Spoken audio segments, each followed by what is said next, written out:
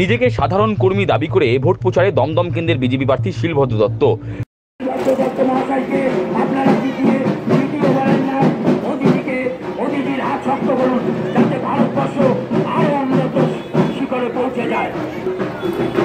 তিনি হেভিওয়েট নন, তিনি বিজেপির একজন সাধারণ কর্মী। বুধবার বিকেলে নিজেকে সাধারণ কর্মী দাবি করেই খড়দা বিধানসভা কেন্দ্র এলাকায় ভোট প্রচার সারলেন দমদম কেন্দ্রের বিজেপি প্রার্থী শিলভদ্র দত্ত।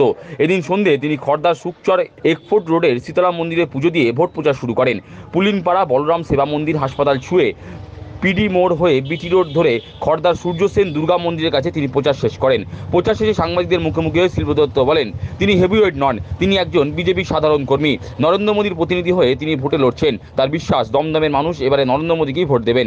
বিদায়ী সাংসদকে কটাক্ষ করে তিনি বলেন, সবচেয়ে বড় আবর্জনার নাম সৌগত রায়, তারপরে আবর্জনার নাম নির্মল ঘোষ। এখানকার মানুষ এই সকল আবর্জনাকে সরাতে চাইছেন। সৌগত রায় বা সুযোগ চক্রবর্তীর মতন আমার ওজন অত নয়, আমার কম ওজন, আমি কোনো হেভিওয়েট নই, আমি একদম বিজেপির একজন সাধারণ কর্মী।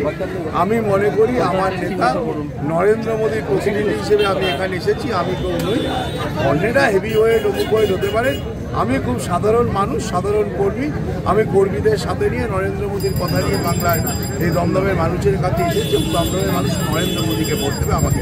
কি করতে চান দমদমে? কি করতে চান দমদমে? কি করতে চাই মানে মানুষ পানীয় জল পাবে, মানুষ এই আবর্জনাকে সরিয়ে দিবে।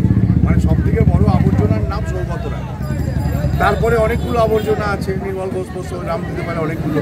এই আবর্জনাগুলোকে সরিয়ে দিয়ে এখানকার মানুষ আবর্জনা মুক্ত হতে চায়, আমিও সেই আবর্জনাকে মুক্ত করি। শিলভদ্রর কথায় অনেক উন্নয়ন হতে পারত, কিন্তু কেউ কথা রাখেনি। সেই রকম বিদায়ী সাংসদও কথা রাখেনি, এখানকার বিধায়কও কথা রাখেননি। তাই পানিহাটির মানুষ পানীয় জল থেকে বঞ্চিত। অনেক কিছুই হতে পারত, কিন্তু কেউ কথা রাখে না। সেই রকমই সাংসদ কথা রাখেনি, এখানকার বিধায়ক কথা রাখেনি, তাই এই পানিহাটির মানুষও জল পায়।